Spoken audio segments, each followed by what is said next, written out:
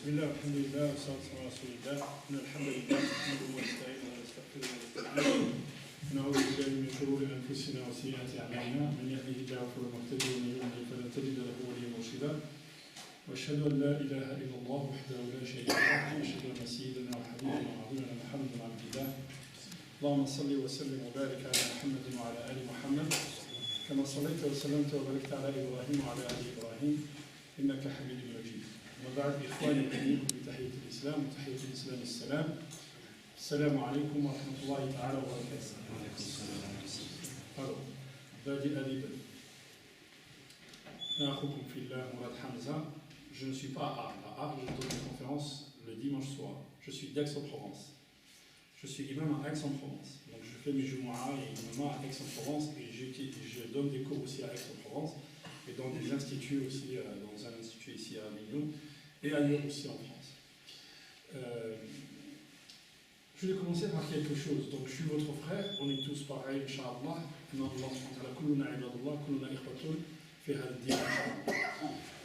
Donc il n'y aura pas de déchets, tout ça, on est entre nous les frères. J'aurais aimé, j'ai dit aux frères, que chacun de vous prenne ça. C'est quoi ça? Ça c'est quoi? C'est quoi ça? Coran. Ça c'est pas Coran. لا كلام الله هذا وشنو هذا كلام الله مصحف شكون دار المصحف بارك الله فيك هذا مصحف هذا ليس بقرآن هذا مصحف هذا كتاب c'est un livre dans lequel il y a des feuillets et dans les feuillets il y a كما قال الشيخ كلام الله متى يكون القرآن متى ça devient Coran quand tu commences à lire. Si j'éteins là il n'y a plus de lumière et là il y a de la lumière. Le Coran, c'est quand tu commences à lire, il devient Coran. Si tu le laisses comme ça, c'est plus du Coran. Mushaf, tu le mets à la maison et tu le laisses fermer, Mushaf, il ne fait rien. Quand tu commences à lire et quand tu commences à appliquer ce qu'il y a dedans et à comprendre ce qu'il y a dedans, là, il devient Coran. Alors regardez la subtilité du Coran. Et c'est ce qu'on va faire. On va essayer de comprendre aujourd'hui quelques ayats. Alors, mais il y aura un dialogue entre nous les frères. C'est-à-dire que je ne vais pas faire un monologue, je vais parler, et on est là dans une, excusez-moi le terme, dans une paresse intellectuelle. Donc on est là adossé au mur et on écoute. Ah, des fois on parle. Restez avec moi, je vais vous poser des questions. Ok? Et vous allez me répondre, il est là, et on échange comme ça. Vous allez voir, on va voir quelques subtilités dans le Coran. Puis Surat al-Baqarah, Allah subhanahu wa ta'ala dit, vous allez voir la subtilité entre le lien entre Surat al-Baqarah et Surat al-Fatiha. Puis Surat al-Fatiha, اللي هي القرآن. الرسول صلى الله عليه وسلم dit أوتيت السبع طوال مكان التوراة. الحديث رواه أحمد. أوتيت السبع طوال مكان التوراة. وأوتيت المئين مكان الإنجيل. J'ai eu les 7 grandes sourates, le prophète dit. Les 7 grandes sourates, c'est-à-dire Al-Baqarah, Ali Imran, Al-Nisa, Al-An'am, Al-Ma'ida, Al-An'am, Zé, Al-A'raf, et les deux, on peut les assembler, les deux, l'Anfal ou Tawbah, les 7 grandes sourates à la place de la Torah. La place de la Torah.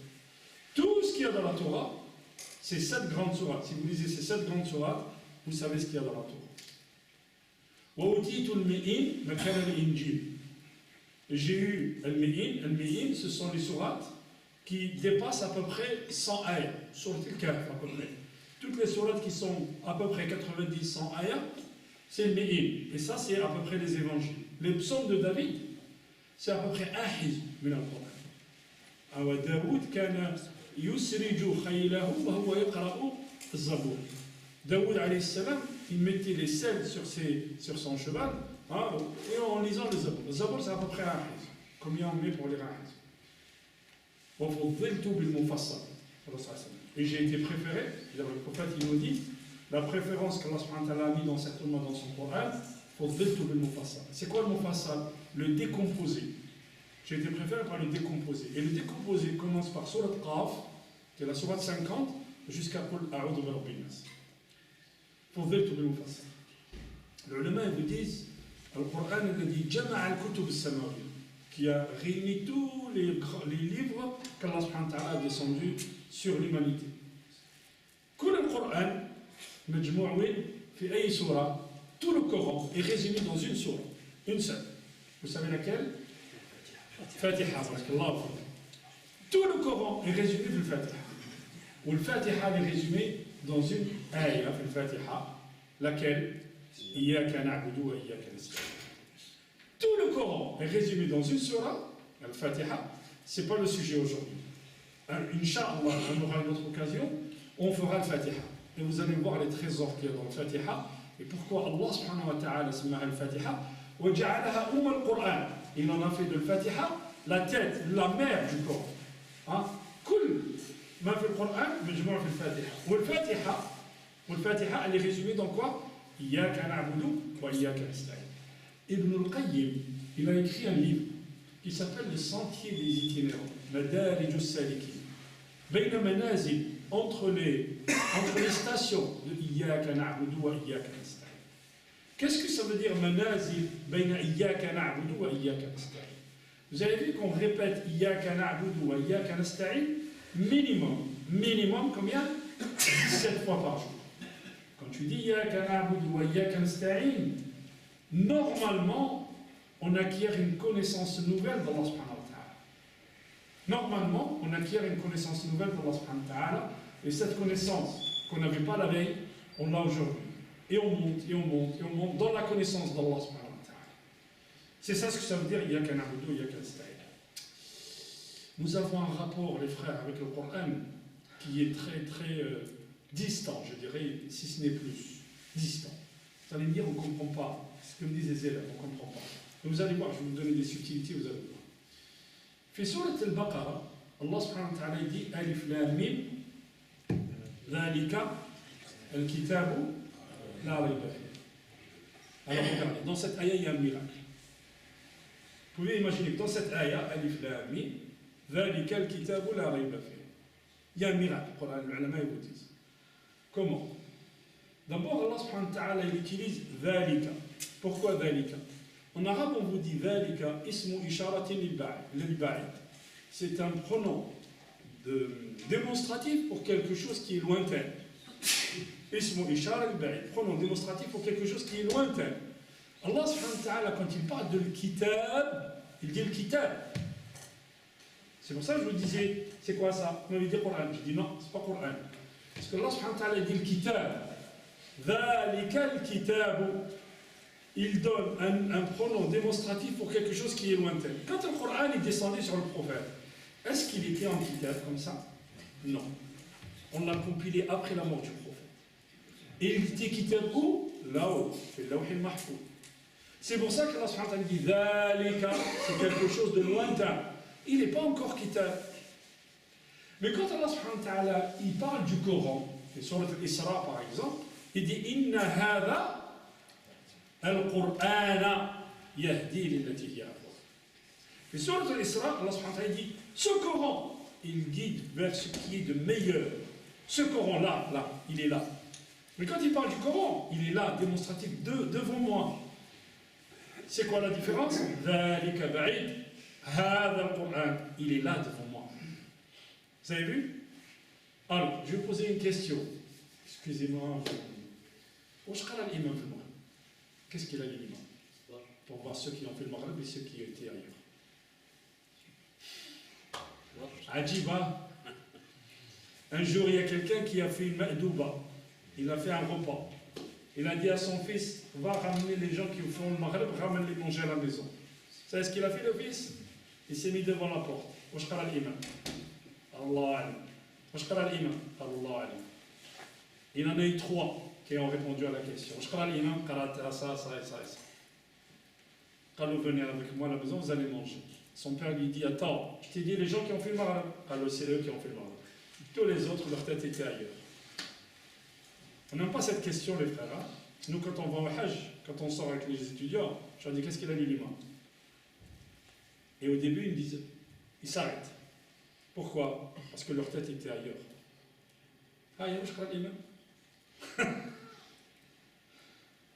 Subhanallah. On a fait le Maghreb ou là? عجيبة. الناس اللي قاريين خصهم يجاوبوا. إنما مثل الحياة الدنيا. الإمام قرأ آيات من سورة يونس. faut écouter quand l'imam يقرأ. Il parle le Coran, il parle كلام الله. Les frères, le salat, vous savez ce que c'est, le salat? Le salat, si vous êtes devant Allah, subhanahu wa ta'ala, nous sommes devant Allah. Le salat, si la salat, elle ne fait rien sur nous, il n'y a aucun sens. Regardez ce que dit Ibn al-Qayyim. Ibn al-Qayyim, il dit, as-salatu, écoutez bien, il dit, as-salatu, shaklun, wa ruhun, wa athar. As-salat, shakl, c'est une gestuelle. Waruhun, une âme.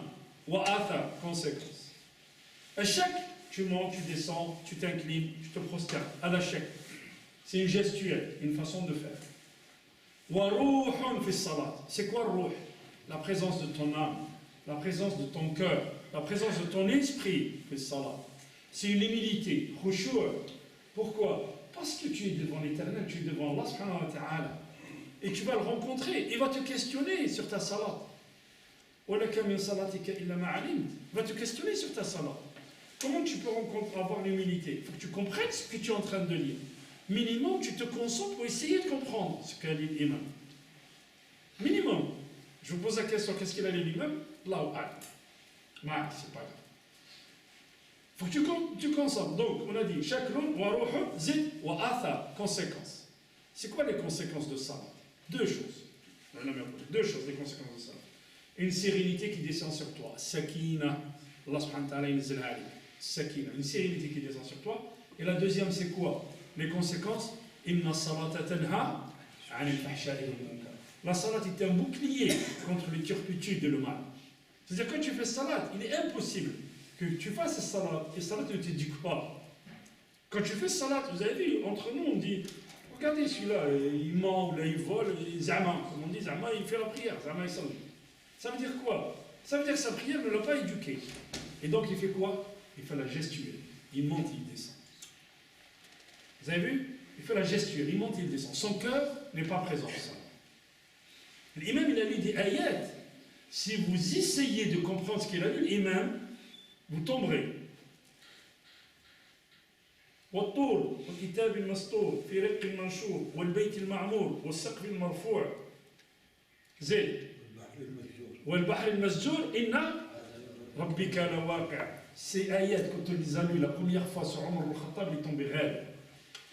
Pourquoi nous, ça ne nous fait rien? Il tombait raide. Inna azab rabbika lawaqi'. Allah subhanahu wa ta'ala, il jure par le Sinaï. Il jure par la mer qui brûle. Il jure par le Bayt al-Ma'mour. Que quoi? Qu'il y aura une fin du monde et qu'il y aura un azab.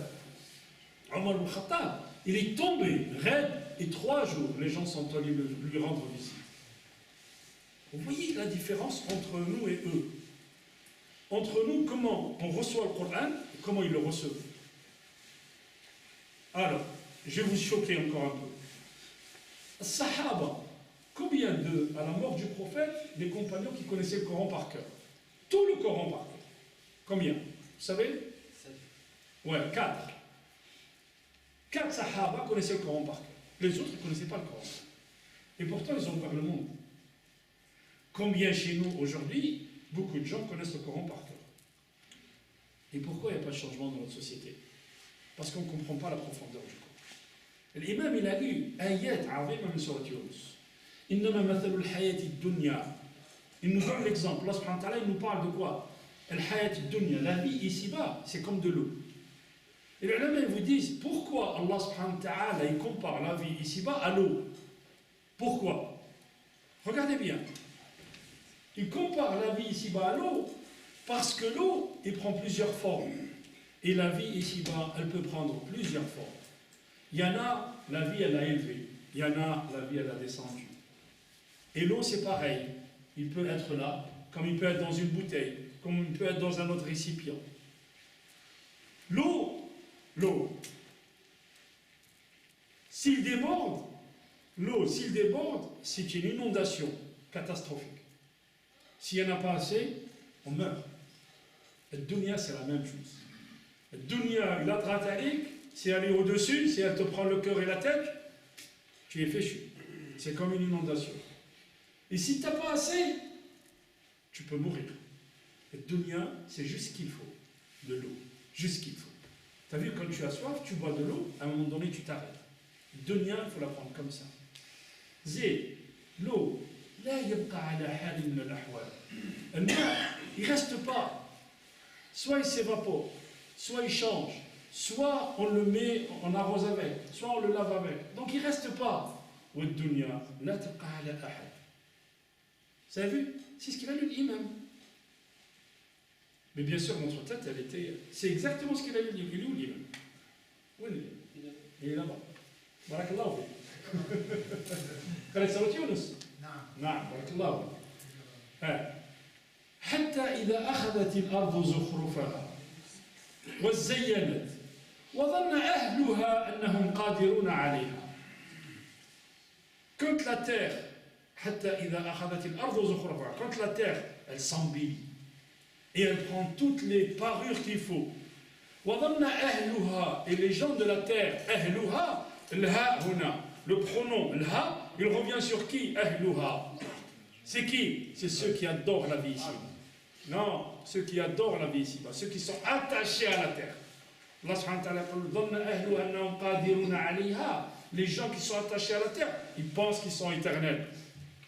Allah subhanahu wa ta'ala, il envoie un ordre. Il envoie un ordre. Elle devient comme si de rien n'était.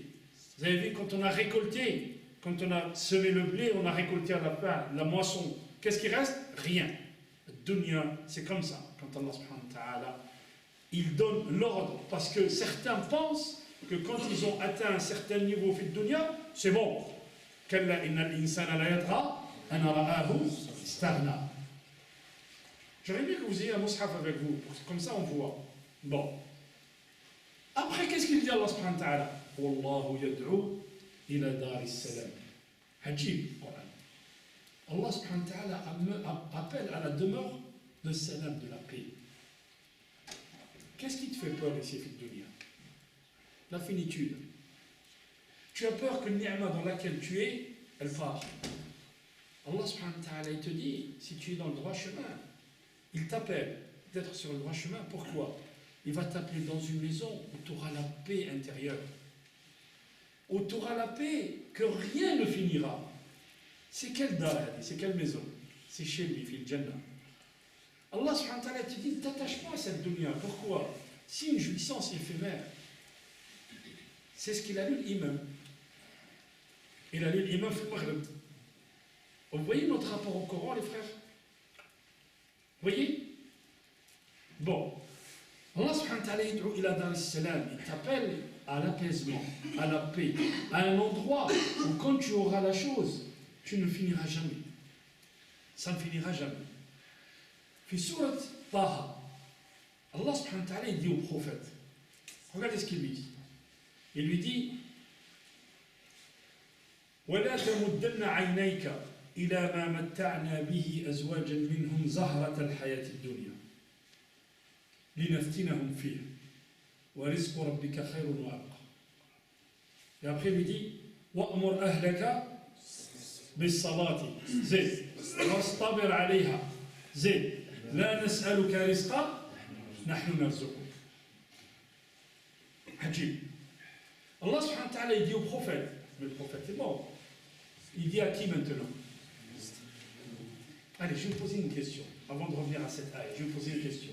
La question n'est pas de moi. La question est d'un de mes chouïrs. Quand on était petit, on apprenait le Coran. La première question qu'il nous pose, il nous dit Ala man unzila al-Qur'an. Sur qui est descendu Sur qui est descendu le Coran? Sur qui il est descendu? Et vous allez voir que vous allez me donner de fausses réponses. Comme nous on a fait, hein? Nous aussi on a donné de fausses réponses. Allez, dites-moi. Ala Muhammad sallallahu alayhi wa sallam. Na, nazal ala Muhammad. Zid, c'est tout? Ala man unzila al-Qur'an. Muhammad, c'est tout? Qui? L'humanité. Oui? Non. Ala Nas. Non, non. Les croyants, non. C'est comme ça qu'ils nous faisaient chier. Ils nous ont dit, mais il est fou. Qu'est-ce que vous êtes en train de dire? Ala man unzila al-Qur'an. Ala Muhammad sallallahu alayhi wa sallam. Na. Ala? La. مش على إبراهيم، على محمد صلى الله عليه وسلم. نعم أنا je vous l'accorde ça. يزيد c'est tout. جبريل. على كي؟ جبريل. لا جبريل جاء به. الجيم نعم ok mais non. Allez-y dites-moi. Les adorateurs. Zé. Non. Vous avez vu? Non, je vous ai dit, on échange, hein, c'est chiffre monotone, je parle tout seul. Hein. Alors, vous avez trouvé, non? Ou deux mondes. L'alami. Les djinns et les ins, c'est. Ok, non. Sur qui? Alors, je vais vous donner la réponse comme ça, on ne perd pas beaucoup de temps, parce qu'il y a beaucoup de choses à voir. Le Coran, il est descendu, vous savez combien de temps il est descendu sur le prophète? 23 ans. 23 ans, il est descendu sur le prophète, et il descendait doucement. Doucement. Allah subhanahu wa ta'ala lui donne un petit peu, vas-y, travaille avec ça, et après on te donne encore autre chose. Vous savez sur qui il est descendu le Coran? Sur toi, sur moi. Vous m'avez tous dit l'humanité, mu'minin. Mais quand tu dis l'humanité, tu ne t'intègres pas dedans. Allez, je vais vous parler un langage qui parle les jeunes. Moi, je travaille à Aix, effectivement, je suis imam à Aix, mais j'habite à Marseille. À Marseille, quand vous discutez avec les gens, quand ils parlent de l'OM, on parle langage, votre langage. Hein. Quand ils parlent de l'OM, qu'est-ce qu'ils disent? Nous, barakallah, vous avez vu? Nous les avons battus. Comme ça, ils disent. Ils sont intégrés, l'équipe est dans son cœur.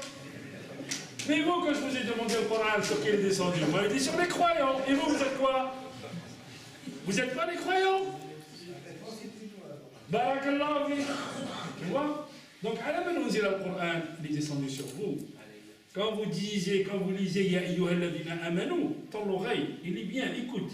Pourquoi? Parce que c'est toi le concerné par le discours. Ya ayyuhalladhina amanu. Kutiba alaykum as-siyam kama kutiba ala alladhina min qablikum. Il s'adresse à qui?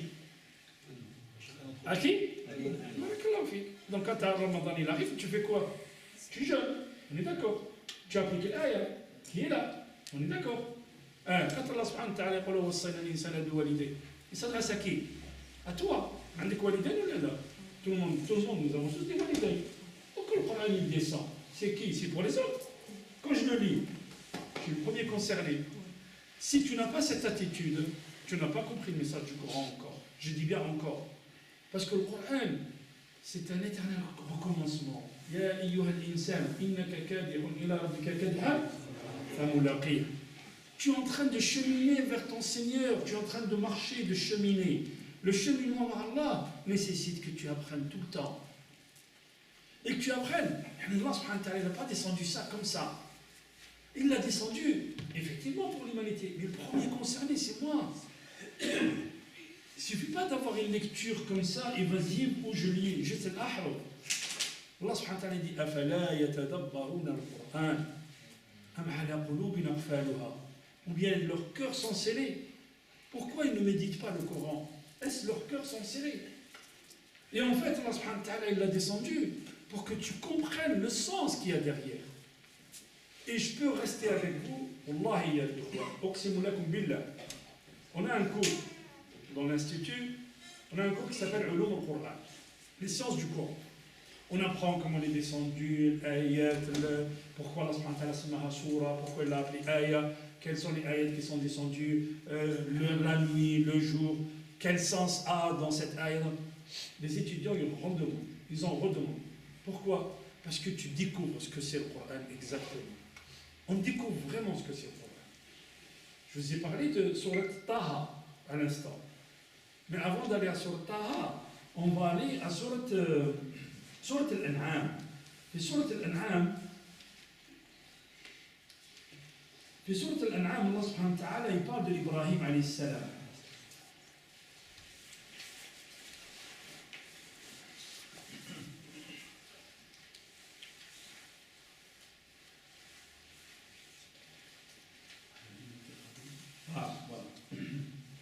وكذلك نري إبراهيم ملكوت السماوات والأرض. J'aurais bien aimé que quelqu'un d'entre vous ait un mushaf. Allah subhanahu wa ta'ala nous dit, il va montrer les signes des cieux et des terres à Ibrahim. Qu'est-ce qu'il va faire Ibrahim? Je vais vous résumer l'ayat. فَلَمَّا جَنَّ عَلَيْهِ اللَّيْلَ رَأَى كَوْكَبًا. Ibrahim, il voulait donner une leçon à son peuple. Ok? il voulait donner une leçon à son peuple. Son peuple, qu'est-ce qu'il faisait? Il adorait les... Voilà, ils adoraient les étoiles, ils adoraient Shams, ils adoraient les planètes. Donc, il a vu un astre, dans la nuit, il a vu un astre. Il a commencé à adorer cet astre. Et après, il a disparu. Je n'aime pas les astres qui disparaissent. Il a vu la lune. C'est ce qu'il dit, Allah subhanahu wa ta'ala, dans le Coran. Voilà. فلما رأى القمر بازغا قال هذا ربي فلما أفل قال إن لم يهديني ربي si Allah subhanahu wa ta'ala ne me guide pas, je serai parmi les égarés. Et le lendemain, il a vu le soleil. Il a vu le soleil, ça, c'est mon Seigneur, ça c'est plus grand. Ok? Et quand il est parti, le soleil, je suis innocent de ce que vous faites. Je m'innocente de vous. Je me tourne vers celui qui a créé les cieux et la terre. Vous suivez? Ok. Ibrahim, qu'est-ce qu'il a adoré ici? Dites-moi, vous allez voir la contextualisation du Coran. Il a adoré les étoiles. C'est ça, hein, les astres, les étoiles. Les étoiles, il y a des anglophones parmi vous, comment on les appelle en anglais? Les stars. Et nous, qu'est-ce qu'on adore aujourd'hui? Les stars. Vous voyez le Coran? Vous voyez le Coran? Allah subhanahu wa ta'ala nous donne une leçon de Ibrahim. Et nous, on vous dit la star du ballon, la star de la chanson, la star. La star, elle a quoi? Elle est éphémère. La star, elle apparaît, elle brille, et après elle part. Et aujourd'hui, vous avez vu shirk? C'est que beaucoup d'entre nous pensent que shirk, c'est tu te prosternes devant la statue. La statue, elle est là, et tu te prosternes devant elle. Et on oublie que le fait qu'il y ait ces stars-là, ces faux stars dans notre cœur, c'est un shirk. Et qui c'est qui nous le dit? Regardez le programme. C'est le Coran qui nous le dit. Mais nous n'avons pas cette lecture. Nous lisons ce qu'a dit Sayyidina Ibrahim, nous lisons ce qu'a dit Sayyidina Ibrahim, on s'arrête là. Je vais vous donner une autre leçon du Coran. Sayyidina Moussa alayhi salam. Sayyidina Moussa alayhi salam, quand il va à la rencontre d'Allah subhanahu wa ta'ala, Allah subhanahu wa ta'ala, il lui dit وَمَا تِلْكَ بِيَمِينِكَ يَا مُوسَى. Qu'est-ce que tu as à ta droite, ya Moussa? قال هي عصاي أتوكأ عليها وأهش بها على غنمي. C'est ce qu'il a dit. Il a dit ça c'est ma canne. Hein? Elle me sert de support et puis je l'utilise pour gérer mon troupeau. C'est ce qu'a dit Moussa alayhi salam. قال ألقها يا موسى. Vas-y jette-la. Prends ta canne. Tu as dit c'est ta canne. Quand je dis c'est ma canne, c'est ce que ça veut dire. Ça veut dire que si moi je mesure 1m80, j'ai coupé une branche qui fait ma taille. Si je fais 1m90, pareil, je vais couper une branche qui fait ma taille. Et si je fais 1m55, j'ai coupé une branche qui est à ma taille. C'est moi qui l'ai taillée, c'est moi qui l'ai coupée, c'est moi qui l'ai travaillée. Donc c'est la mienne. Ok. Allah subhanahu wa ta'ala dit Alqiha ya Musa. Il la jette. Et qu'est-ce qu'elle devient? Elle devient un serpent. Serpent qui mange tout ce qui est autour. Hein? Autour, elle le mange. Et Moussa, il a eu peur. Il a commencé à fuir. N'aie pas peur. Reviens. Moussa, il revient. Il dit, prends-la. Nous avons lui donné sa première forme. C'est-à-dire qu'elle va redevenir une canne. N'aie pas peur. Alors, quand on lit cette histoire, on la lit, cette histoire, comme ça. Quelle leçon Allah subhanahu wa ta'ala nous donne? Regardez ce que disent les ulama. Quelle leçon Allah subhanahu wa ta'ala nous donne? Allah subhanahu wa ta'ala nous donne une leçon de tawhid. C'est quoi le tawhid? C'est que rien ne t'appartient. Cette canne que tu dis, elle est à toi, tu l'as coupée à ta taille, qu'elle t'appartient, elle ne t'appartient pas. Allah, il en fait ce qu'il veut. Il en fait ce qu'il veut. La meilleure façon de te prouver cela, ton corps.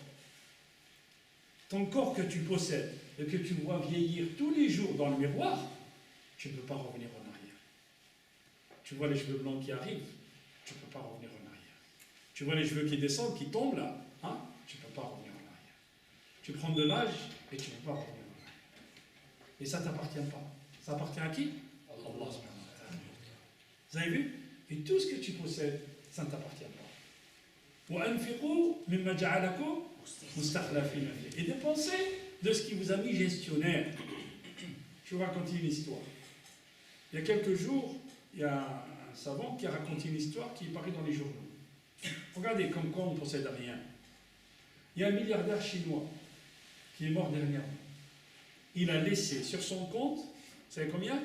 1 milliard 920 millions de dollars. 1 milliard, chez 1 million, 1 milliard 920 millions de dollars, plus que le budget des États. Il n'avait pas d'enfant. Écoutez bien, il n'avait pas d'enfant. Sa femme a hérité de ça. Sauf que sa femme s'est mariée avec son chauffeur après. Et son chauffeur, il a bénéficié de cet argent. Vous savez ce qu'il a dit, le chauffeur du milliardaire chinois? Il a dit, je pensais que moi, je bossais pour mon patron. Finalement, mon patron, il a bossé pour moi. لا تملك شيئا أنت عبد لله. هذا هو القرآن. القرآن, il nous apprend l'humilité. Il nous apprend ce que nous sommes exactement et pourquoi nous sommes là. Et Allah subhanahu wa ta'ala nous donne des leçons. On vous dit les 3 grands axes du Coran. Les 3 grands axes du Coran, Allah subhanahu wa ta'ala, mahawir du Coran. Quand vous lisez le Coran en entier, il y a 3 choses dans lesquelles Allah subhanahu wa ta'ala parle. 3 grands axes. Al-aqida, le credo. Al-ahkamu wal-qasas. Quand vous lisez le Coran, vous ne pouvez pas sortir de ça. Allah subhanahu wa ta'ala, l'aqida, il va nous parler du credo, ce qu'on nous devons croire, pourquoi nous sommes là sur terre. Et il nous dit, Allah subhanahu wa ta'ala, Allahu la ilaha illa huwa al-hayyu al-qayyum, inni ana Allahu la ilaha illa ana fa'budni wa aqimi as-salata li dhikri. Tout ce qui a un rapport avec l'unicité d'Allah, avec le Jannah, avec le Nar, avec Wahum yastarikhuna fiha, quand Allah subhanahu wa ta'ala nous raconte des scènes de ce qui se passe dans l'enfer. Il nous raconte des scènes de ce qui se passe dans l'enfer. C'est quoi? Ça, c'est le credo, c'est l'aqida. Ce que nous devons croire. Quand Allah subhanahu wa ta'ala nous parle de malaïka, وَقَالُوا يَا مَالِكُ لِيَقْضِ عَلَيْنَا رَبُّكَ. Quand les gens qui sont en enfer, ils appellent Malik. Il lui dit, qu'on en finisse. Allah subhanahu wa ta'ala, non, il lui dit, vous allez rester. Allah subhanahu wa ta'ala, quand il nous parle de ça, c'est l'aqida. Il y a aussi les histoires. Les histoires de qui? Des gens qui nous ont précédés. Allah subhanahu wa ta'ala va nous parler de l'histoire d'Ibrahim. Mais pas pour qu'on raconte ça comme histoire. Vous avez vu ce que je vous ai raconté là? Vous avez vu la leçon qu'on en tire? Mais sur Moussa alayhi salam, dans d'autres circonstances, on va raconter dans le détail ce que ça veut dire. Pourquoi Allah subhanahu wa ta'ala il nous raconte ça? Il y a des détails dans le Coran, dans la sourate Al-Qasas. Si quand vous les découvrez, vous restez subhanallah, vous dites la ilaha illallah. Je vais vous citer quelques-uns. Regardez. Dans la sourate Al-Imran, Allah subhanahu wa ta'ala il dit, à quelle heure l'Isha? 14. Donc à 14 au matin, c'est ça? Ok. Hein? Inch'Allah. في سورة آل عمران الله سبحانه وتعالى يقول إن الله اصطفى آدم ونوحا وآل إبراهيم وآل عمران على العالمين ذرية بعضها من بعض والله سميع عليم إذ قالت امرأة عمران ربي إني نذرت لك ما في بطني محررا فتقبل مني إنك أنت السميع العليم. فلما وضعتها chaque آية dans chaque parole dans chaque harf il y a vous pouvez mettre des pages et des pages. حتى إذا جاءوها وفتحت أبوابها والأخرى حتى إذا جاءوها فتحت أبوابها. Quand il parle de Jahannam, il dit حتى إذا جاءوها فتحت أبوابها. Quand il parle de Jannah, il dit حتى إذا جاءوها وفتحت أبوابها. في سورة الزمر. والله. سورة الزمر. الجنة مفتوح الجنة هي الواو. في الجنة هي الواو. في جهنم il n'y a pas le واو. Pourquoi? On va en revenir. Surat Al-Imran, Allah subhanahu wa ta'ala il dit, on va s'arrêter sur juste une chose. وكفلها زكريا كلما دخل عليها زكريا المحراب وجد عندها رزقا قال يا مريم أن لك هذا قالت هو من عند الله إن الله يرزق من يشاء بغير حساب. Hein, c'est ça. J'ai ramené le mushaf parce que dans la traduction des fois j'ai pas envie de dire n'importe quoi. Voilà. rappelle-toi quand la femme de Imran, c'est la mère de Marie, c'est Hanna, c'est Anna, hein, comme ils disent aujourd'hui, ils disent Hanna, Anna. La femme de Imran, elle descendait des Lévites, c'est une des tribus de Banu Israël. Et les Lévites, ils tenaient le temple, ils tenaient le Ma'bad. Donc elle espérait avoir un enfant, un garçon, pour qu'il entretienne le masjid, si vous voulez. Et finalement, elle n'a pas eu un enfant. Elle a eu quoi? Elle a eu une fille. Je l'ai posée, c'est une fille. Dieu, il est plus à même de savoir qu'est-ce qu'elle a enfanté. Maryam veut dire quoi? La dévouée, elle est en dévotion totale. Alors regardez, suivez bien. Maryam, elle avait un père qui était très pieux. Et les gens l'aimaient beaucoup. Et tout le monde voulait la prendre pour l'entretenir et l'éduquer, si vous voulez. Hein, pour la prendre pour lui. Donc ils ont fait ce qu'on appelle un tirage au sort. Tu n'étais pas parmi eux quand ils jetaient leur l'aqlam, c'est-à-dire ils jetaient des morceaux de bois comme ça à la mer, et ils regardaient quel est le premier morceau de bois qui arrive, et c'est celui-là qui va prendre Maryam. C'est Zacharia qui a gagné ce tirage au sort. Donc Zacharia va prendre Maryam. Zacharia, quand il rentrait, Zacharia c'était son oncle. Hein. Il y en a qui disent c'était le mari de Élisabeth, le mari de Satan. Bon.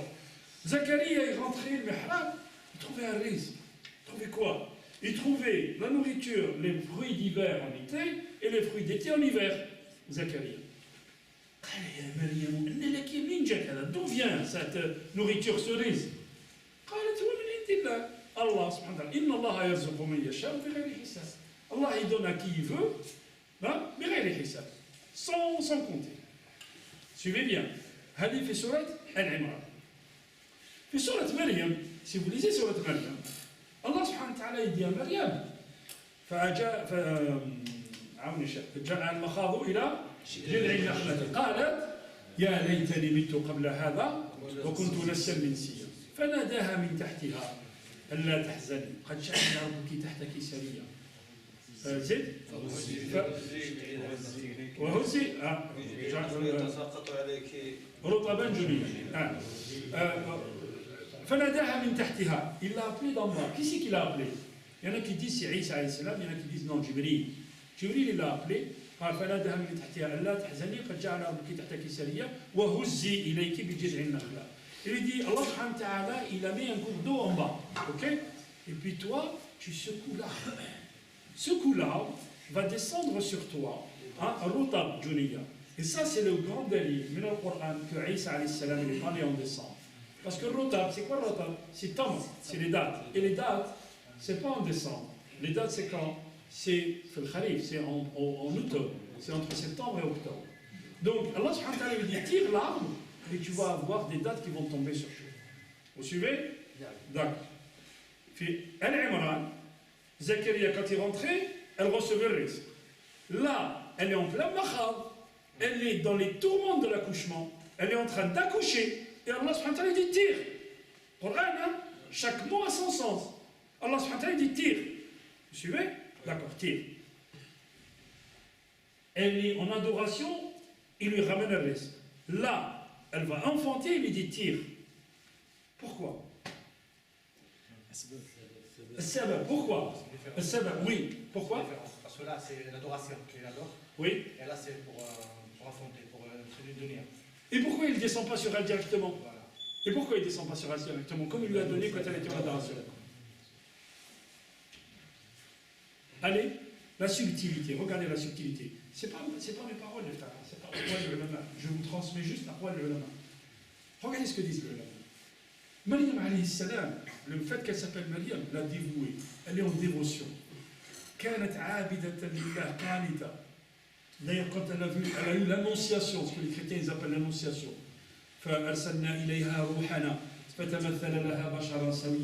qu'est-ce qu'elle a dit? Elle a eu peur. Elle a eu peur quand elle a vu l'homme arriver, parce qu'elle est chaste, elle est pure, elle est, vous voyez. Donc elle a eu peur. Je suis juste le messager de ton Seigneur pour te donner un nom.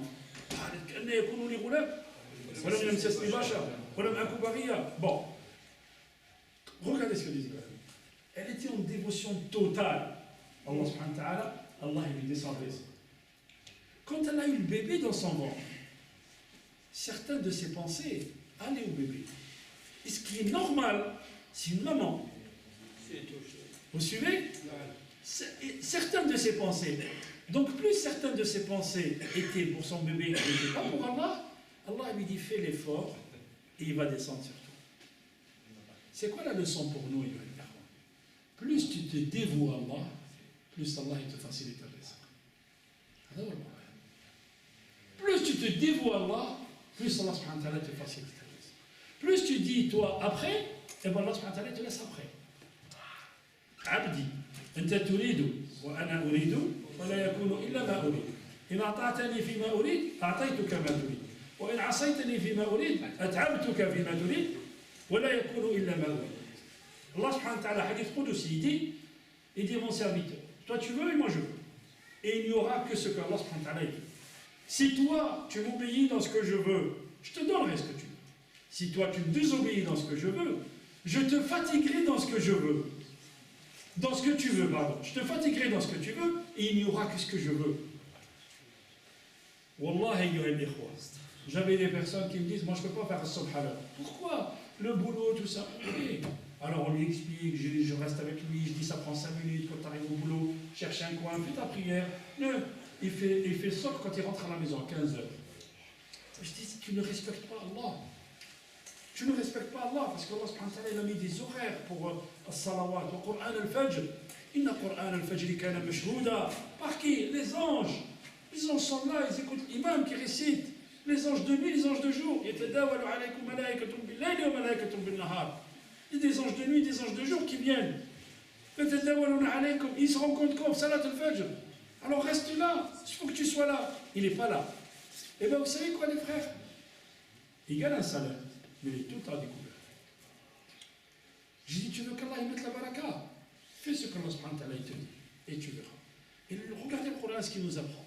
À travers Maryam. Mais qui voit ça? Celui qui voit ça, c'est celui à qui Allah subhanahu wa ta'ala a donné une lumière. Et la lumière, Allah subhanahu wa ta'ala, il ne la donne pas à n'importe qui. Il ne la donne pas à n'importe qui. Allah subhanahu wa ta'ala dit Allahu nuru samawati wal ard. Mathalu nurihi kamishkat fiha misbah, al-misbah. Vous connaissez l'ayah. L'ayah qui vient après. Nurun ala nur, yahdi Allahu li nurihi man yasha. L'ayah qui vient après, c'est quoi? لا فما له من نور لا ويضرب الله الامثال للناس زيدوا بعدها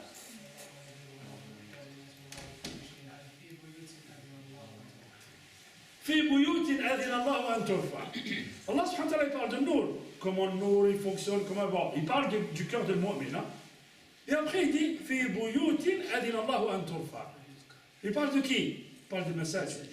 Il te dit si tu cherches le Nour, va à la mosquée. Tout simplement, à travers l'ayah. Yani, si tu cherches Nour, juste après Nour, il parle de Nour, il dit في بيوت أذن الله أن ترفع ويذكر فيها اسمه سبحوا له فيها بالغدو والآصال رجال لا تلهيهم تجارة ولا بيع عن ذكر الله. Vous avez vu le Coran, les frères? Regardez le Coran. Bon, zidou là, zid. Je vais vous donner une sourate al-Rum. On peut rester comme ça jusqu'à 2 heures matin. On peut rester jusqu'à 2 heures matin. Surat al-Asr, al-Fatiha. Surat al-Rum.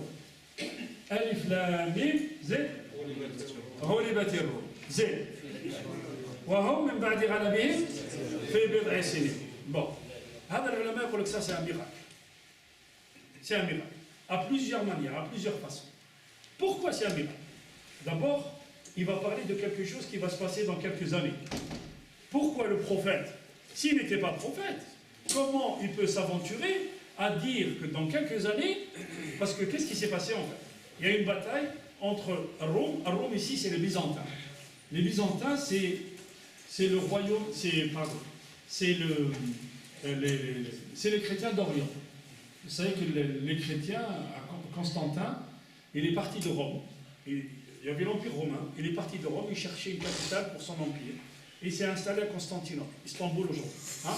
D'ailleurs, vous avez la plus vieille église qui est là-bas, qui est la Hagia Sophia, la Sainte-Sophie, qui est devenue mosquée, on va traduire, elle est devenue musée, pardon.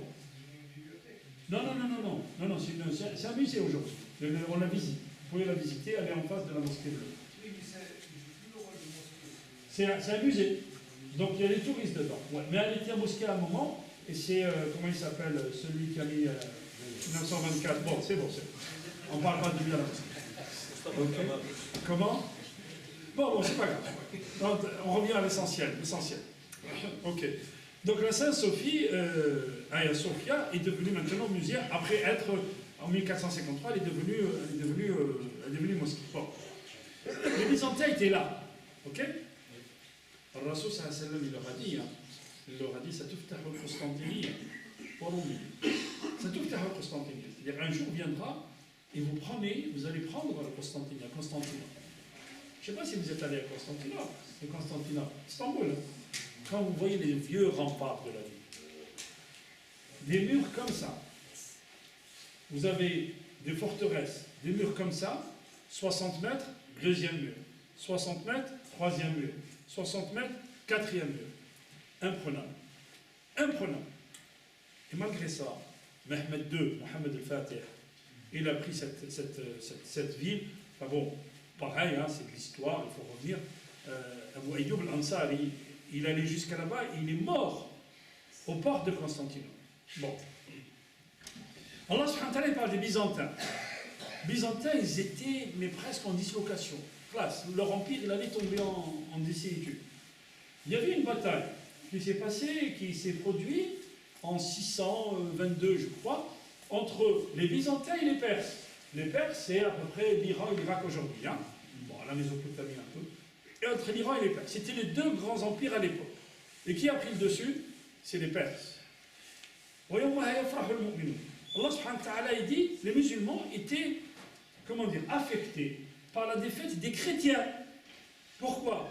Parce que les chrétiens sont plus proches de nous que ceux qui adorent le feu. Et les mouchriquines de Quraysh, ils étaient contents que ceux qui adorent le feu prennent le dessus sur les Byzantins, sur les chrétiens. Vous suivez? D'accord. Donc là, on a dit, c'est fini. Les Byzantins sont morts, donc les Perses, ils vont prendre le dessus. Allah subhanahu wa ta'ala nous dit, aujourd'hui, ils ont perdu. Et dans quelques années, ils vont gagner. Et il va y avoir une nouvelle bataille, mais ils vont gagner. Ok. Et c'est exactement ce qui s'est passé. 4 ans, 5 ans après, il y a eu une grande bataille entre les Perses et les Byzantins, et c'est les Byzantins qui ont pris le dessus. Ça, c'est le premier miracle. Le deuxième miracle, Allah subhanahu wa ta'ala dit fi adna al-ard. Quand vous regardez la traduction, ils vous disent sur la terre proche, vers la terre proche, je crois. Hein. C'est ce qu'il dit. Fi adna al-ard, ça s'est passé à côté du lac de Tibériade, en Palestine. Barakallahu fik, la mer morte. Pas très loin du lac de Tibériade. Oui, la mer morte, le lac de Tibériade, c'est. C'est exactement ça. Dans une conférence de géologie en Hollande, ils ont dit, les Hollandais ont dit, nous avons les plus basses terres, les Netherlands. Les musulmans ont dit non, c'est pas les plus basses terres. Les plus basses terres, c'est là-bas. C'est à côté du lac de Tibériade, la mer morte, comme dit le frère. Parce que 375 mètres en dessous du niveau de la mer. Et qui c'est qui parle de ça? Allah subhanahu wa ta'ala, il parle de ça dans le Coran. Donc, on a parlé de Qasas, on a parlé des miracles du Coran, je peux vous parler. Surat An-Nur, Omar al-Khattab, il dit apprenez à vos enfants. Surat An-Nisa, Surat Al-Ahzab, Surat An-Nisa, non, astaghfirullah. Al-Baqarah, Al-Nisa, Al-Ahzab, Al-Nur. Al-Nur ou Al-Ahzab, dans la classification. Al-Baqarah, Nisa, Zid. Al-Nur ou Al-Ahzab. Pourquoi? Il y a l'ahkam. Il y a des règles juridiques dedans. Je finis avec ça.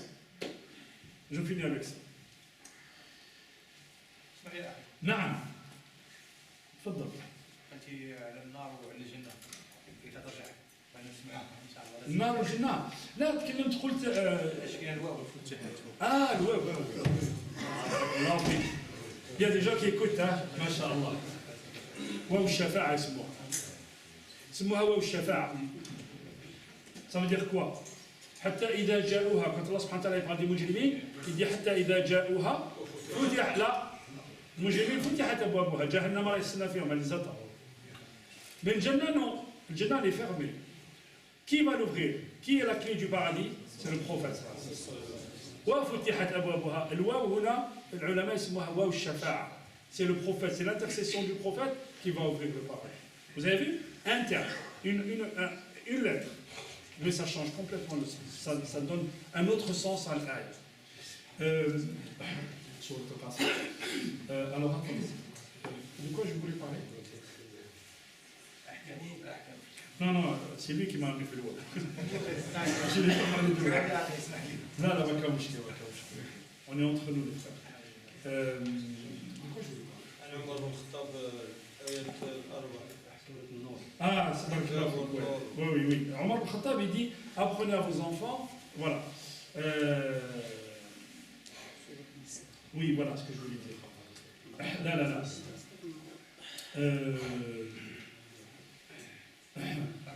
Oui, oui, oui, c'est bon, c'est bon. C'est bon, ça m'est revenu. Ça m'est revenu.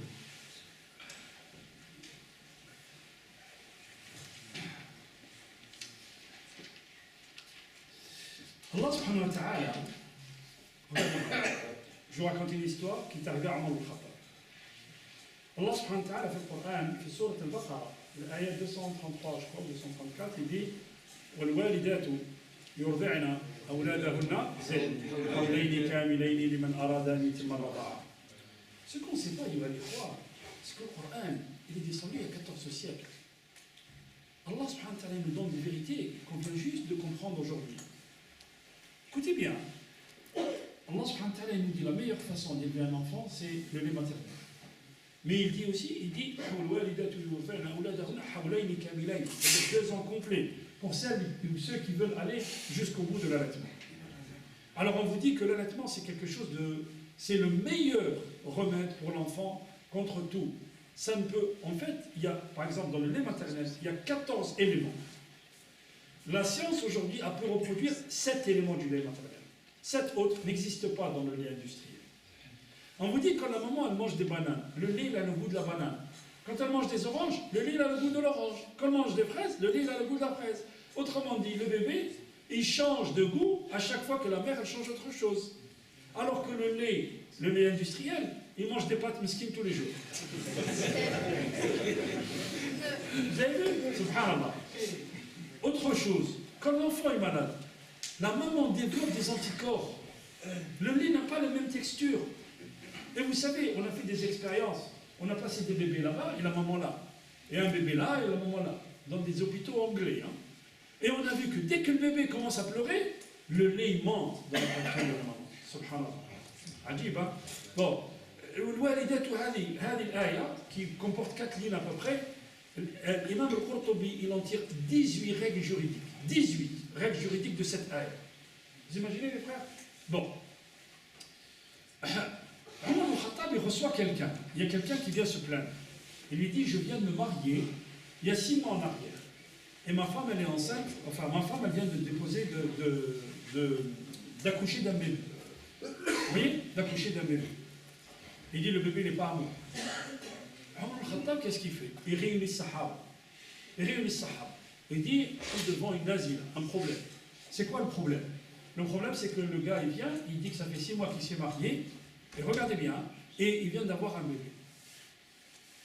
Ali ibn Abi Talib lui dit quelque chose. Il lui dit, regarde, Allah subhanahu wa ta'ala fait sur al-Baqarah, il dit وَالْوَالِدَاتُ يُرْضِعْنَ أَوْلَادَهُنَّ حَوْلَيْنِ كَامِلَيْنِ. Vous remarquerez que des fois Allah subhanahu wa ta'ala il parle de Abawayn et des fois il parle de Walidayn. Et c'est pas la même chose. في الميراث il dit Abawayn. فإن لم يكن له ولد وورثه أبوان. Il parle de Abawayn. Et quand il parle de bienfaisance, Walidayn. Quand il dit Abawah, ça tend vers le père. Quand il dit Walidayn, ça tend vers la mère. Quand il parle de responsabilité, il dit Abawah, il parle de père. Quand il parle de bienfaisance, il dit Walidayn. Parce que le Walida, c'est qui? C'est celle qui donne naissance, c'est l'homme. Alors, il vient, il lui dit, moi, ça fait 6 mois que je me suis marié et je viens d'avoir un enfant. C'est pas mon fils. Ali ibn Abi Talib lui dit, regarde, Allah subhanahu wa ta'ala, sur al-Baqarah, il dit والوالدات يرضعن أولادهن حولين كاملين لمن أراد أن يتم الرضاعة. وفي سورة الأحقاف يجي ووصينا الإنسان بوالديه حسنا زين حملته أمه كرها ووضعته كرها وحمله وفصاله 30 شهرا. Il lui dit الحمل والفصال الحمل la gestation et l'allaitement c'est combien 30 mois. Surat al-Baqarah il dit l'allaitement c'est 30 mois, c'est 24 mois. Et là il dit la gestation plus l'allaitement c'est 30 mois. Si on enlève les 24 mois d'allaitement, combien il reste pour la gestation 6 mois. Aujourd'hui la science elle vous dit moins de 6 mois le bébé n'est pas viable. Le bébé est viable à 6 mois. Lisez tout ce que vous voulez en science, en recherche sur la natalité. À 6 mois, le bébé il vit. Il est prématuré, c'est vrai, mais il vit. C'est que le Coran. Subhanallah. Dans le Coran, Ali ibn Abi Talib il le dit ça à travers 2 ayats. Il le dit à Omar al-Khattab quand il y a 14 siècles en arrière. 14 siècles en arrière. Une autre fois, Inch'Allah, les frères, je vous parlerai des lois du droit positif qu'on a exprimées dans le Coran. Ça vous paraît, hein? Vous allez voir, ok? Barakallahu fikum. Jazakumullah khair. Et ça m'a fait vraiment plaisir de vous rencontrer. Le frère, il a une question. Ça me fait dire si on est. Bon. Tout à l'heure, vous avez dit Ibrahim, il donnait des exemples. Oui. Il adorait les étoiles, la lune, tout ça. J'ai entendu une conférence comme quoi il disait il n'a jamais adoré Oui. le soleil. C'est des exemples qu'il donnait à son peuple Tout à fait. pour dire que ce qui Tout à fait. c'était aberrant. On est d'accord. Et que les prophètes, de surcroît, Je suis d'accord avec ça. Oui, tout à fait. Oui, barakallahu. Le frère, il dit, tout à l'heure, j'ai dit, Ibrahim, il n'adorait pas ça, il a raison. Ibrahim, il voulait donner une leçon à son peuple. Ah, il regardait, effectivement, il voulait donner une leçon en regardant la lune, en regardant les stars, enfin les étoiles, en regardant. Mais regardez à travers le surah du Coran, à travers l'ayah du Coran, il faut l'appliquer à nous, ce qu'on vit aujourd'hui. Le Coran, il n'est pas figé dans le temps. Le Coran, il est éternel. Il est jusqu'à la fin des temps. Et vous ne pouvez pas imaginer ce que vous pouvez sortir du Coran. C'est incroyable. Et en fait, pour que Allah subhanahu wa ta'ala vous donne une lumière, il faut que vous rentrez dedans. Il faut que vous ayez un rendez-vous régulier avec le Coran. Régulier. Et vous essayez de comprendre. Et si toi, tu essaies de comprendre, Allah, il va t'ouvrir. Il va t'ouvrir des lumières. Mais alors, tu ne peux pas imaginer. Je vous raconte une dernière histoire et après on fait. Al-Rasoul sallallahu alayhi wa sallam, écoutez bien, il lit le Coran. Et Surat al-Baqiyah est descendue, Surat al-Masr, elle est descendue. Et il y a Jamil, la femme de Abu Lahab, qui vient avec un bateau. Et le prophète sallallahu alayhi wa sallam, il est assis devant la Kaaba et Abu Bakr à côté de lui. Et il lui dit, Abu Bakr il dit au prophète, il dit, Ya Rasulallah, viens, elle arrive celle-là, mar'a badhi'a, c'est une mauvaise femme qui dit des obscénités, viens, on s'en va. Alors, sallallahu alayhi wa sallam, qu'est-ce qu'il lui dit? Sallallahu alayhi wa sallam, il lui dit, l'intara, il ne va pas me voir. Elle dit, il ne va pas me voir. Elle vient avec son bateau. Elle dit à Abu Bakr, Ya Abu Bakr, où est-ce qu'il est ton compagnon, tout ça? J'ai entendu qu'il a dit des poésies sur moi, tout ça. Il dit, qu'est-ce que tu cherches chez lui? Elle dit, j'ai entendu qu'il a dit des poésies sur moi. Si je le vois, je lui casse ça, je lui fais ça et ça. Ok. Il dit, Ma huwa bisha'ir, ce n'est pas un poète. Et il lui dit, ok, je lui dirai. Et elle est partie.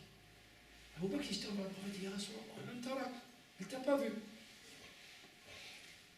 Alors ça lui dit, وإذا قرأت القرآن جعلنا بينك وبين الذين لا يؤمنون بالآخرة حجابا مستورا. Le Coran, quand tu lis le Coran, on met entre toi et ceux qui ne croient pas au jugement dernier un voile, ils ne te voient pas. Le Coran yahfaduk. Vous ne pouvez pas imaginer le rapport qu'on doit avoir avec le Coran. Voilà, barakallahu fikum les frères.